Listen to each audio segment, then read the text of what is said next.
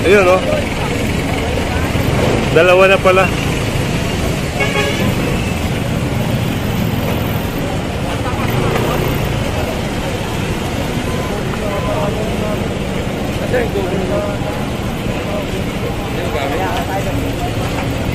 Ito ay sa Tumana Marikina po ma-recover, no?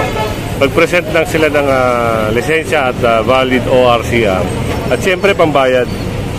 So dito tayo sa area ng ng Commonwealth Corner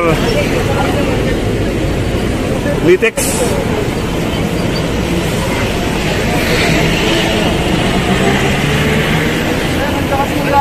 Pambayad namin. Isang di ko lang balik. Alam mo yung doon, ha?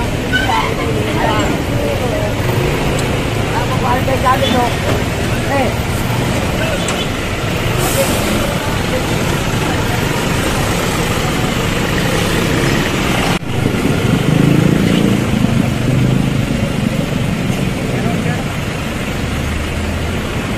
So yun, no? Ginawa na rin ang checklist. May checklist na rin si ate. Ito yan, ibibigay yan doon sa may-ari ng motor.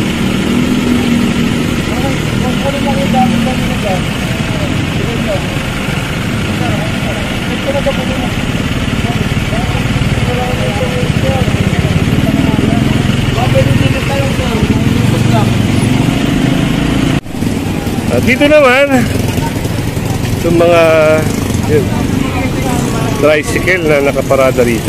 Saan yung sabi niyo pa po? Saan? Nandun po sa namin yung verification, sir. Wala kaming hawak na yung lahat talaga ng opisal. Tanggalin nyo muna lahat yan. Sige, sir. Thank you, sir. Bago kayo pumila dito, pakita nyo sa amin yung mga permit nyo. Sige po, sir. Sasya na po, sir. Kasi alam ko lang, sir, tatlo lang. Ito, dito, ang alam dito ni Sir Moto ay 10-10 lang yung ina-allowed na tricycle para makapag-park sila, makapag-pila.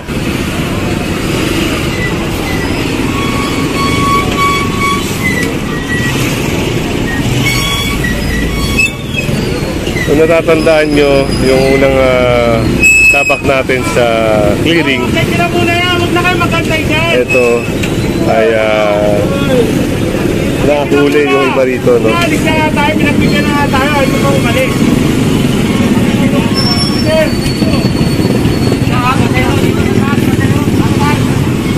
So wala na, malinis na.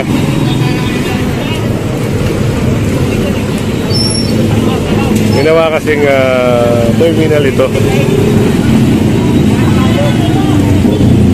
Doon nila ngayon pinarada sa taas.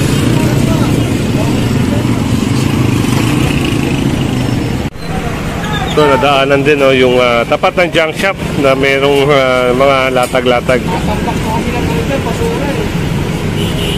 So yun, pinalis din sila rito.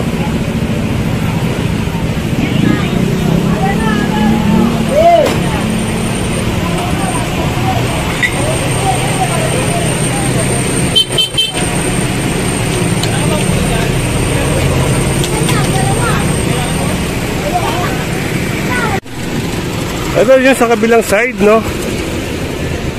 Yung mga in-extend na paninda. Yun, no? Yun, kumpis ka na. Yung puwan.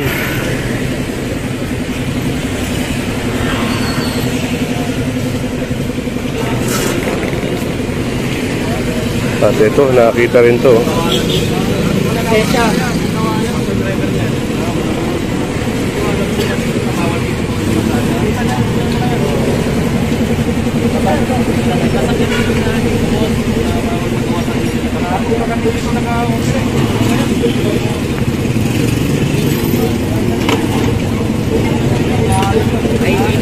Ginawa kasi nilang working station yung habaan ng IBP.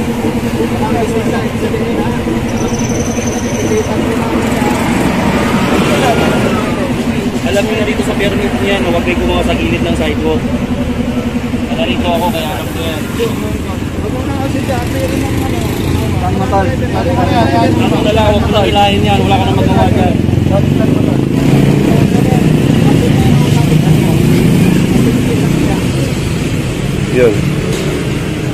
At lagi natin tatandaan, no, yung mga kalsadang ganito, lalo na National Road, huwag kayong gagawa rito dahil pag nadaanan kayo ng operation, for sure yan.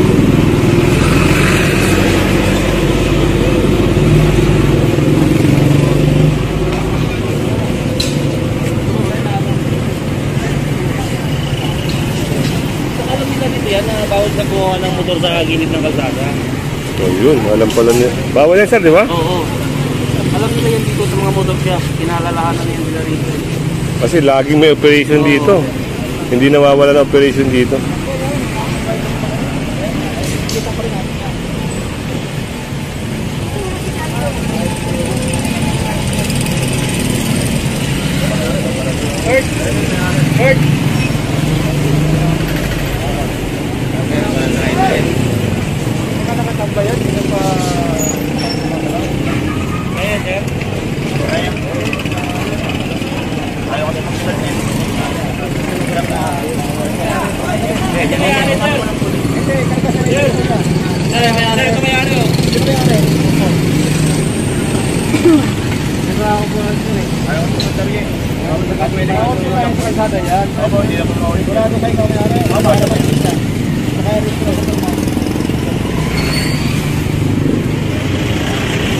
So, titikita na lang ito, no? Dahil dumating naman yung may-ari.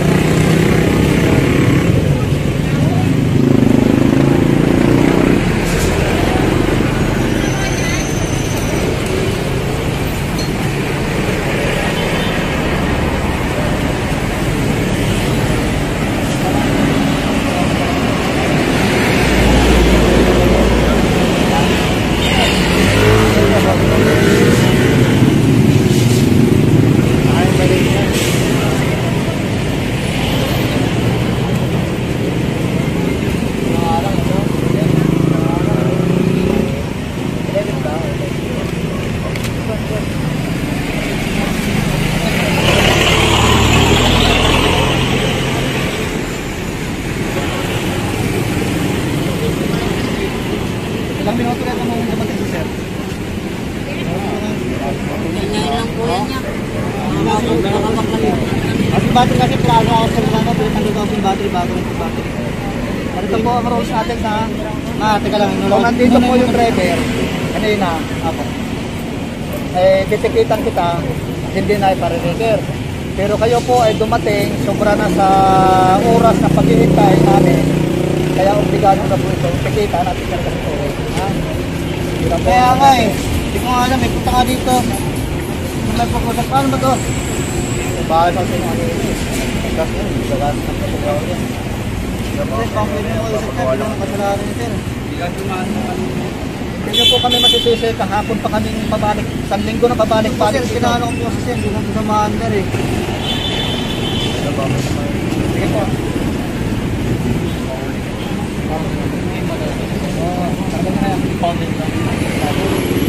So, yun, may impound pala to. Tinawag na yung taga-towing, ano?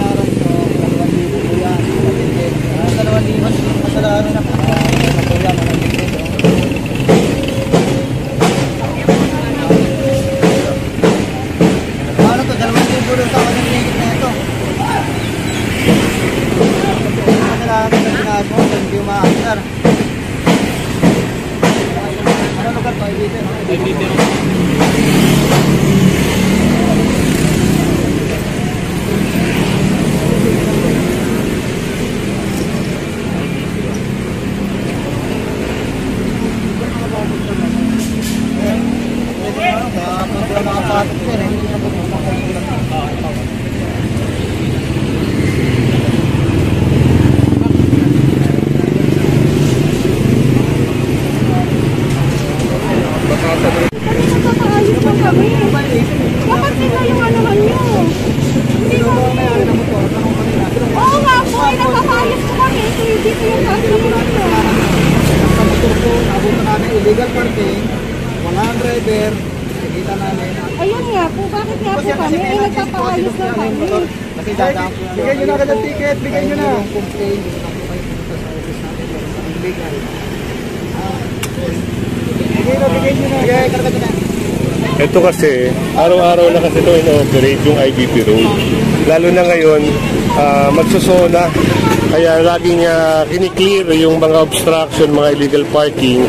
Kaya po, pag halimbawa may napansin na mga naka-illegal parking, automatic na po yun. Kung hindi titikitan, ito to. Hindi, nagpapayos lang po kami ng motor. Kasalanan ka lang. Dapat ako sila yung sinasay kung wala silang parkingan. Ano kami, nagpapayos kami. Eh, sir, malay pa naman namin. Araw-araw nag-clear po kami. Oo nga, sir. Nagpapayos lang kami ng motor. Bakit di ba magkapa, sir? Grabe naman kayo. Pinikita niyo na nga kami. Nagpapayos lang kami ng motor eh.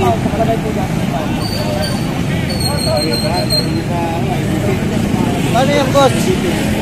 Paano yan, paano dito? Yan, alam nila yan na bawal kayo gumawa sila ng motor sa kalsada pa rin. Ay, hindi na ako dyan na sila pwede gumawa. Sige na, sir. Bakit naman gano'n? Sige na po ka, bigay mo ngayon. Wala ka tayo dyan. Tingnan nyo po yun. Baka ano nyo naman? Bigan po yan. Oo nga po, sir. Kaya kayo mag-confident sa kanila sa may-ari na shop na yan. Ha? Kaya kayo mag-confident kasi alam nila, pwede silang gumawa pa rin. Pwede silang gumawa dyan sa loob. Hindi silang kalsada. Alam nila yan. Eh, alam nyo naman, illegal parking. Alam nila yan. Sana sinalo nyo na yun. Pwede niya kung pumunta kayo ng barangay, alam nila na dahil na pwede gumawa ng motor sa loob. Ano yun yan, sir? Alam pala ng alam pala nila, sir. Oo, kasi sir, hindi na nakapasok kanina eh. Dahil sira yung motor, pinahayos ko eh. Nagastusan na nga kami dito. Nagagat Tapos na pala kayo. inform pa yung motor namin. So, yun. Ang kakausapin ng may-ari ngayon, yung pagawaan.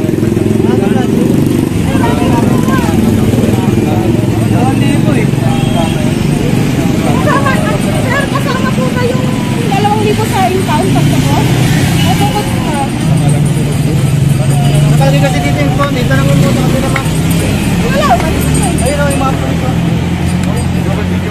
Yun na yung na pinapagawa na motor. So, sa Tumana Marikina nila yan, pwedeng rock lane. So, gano'n natin sa Tumana Marikina nila. Yung motor. Hindi ko siya under yung motor kasi pinapahal ko po eh. Paano po under yung motor? Ano po yun? Dito pa po yan. Yung po nakapasok yung kapil mga hawak ng tabusin ko na kasi paano po yung hindi ko under yung motor kasi pinapahal ko. Wala nga po yan eh. Kaya nga po sinayos namin. Hindi na nga po siya nakapasok ng trabaho dahil sinayos namin. Kasi baka pwede yung makasar kasi hindi na po namin. Okay na yung ticket pero ano naman Wala na po yung impound, sir. Kahit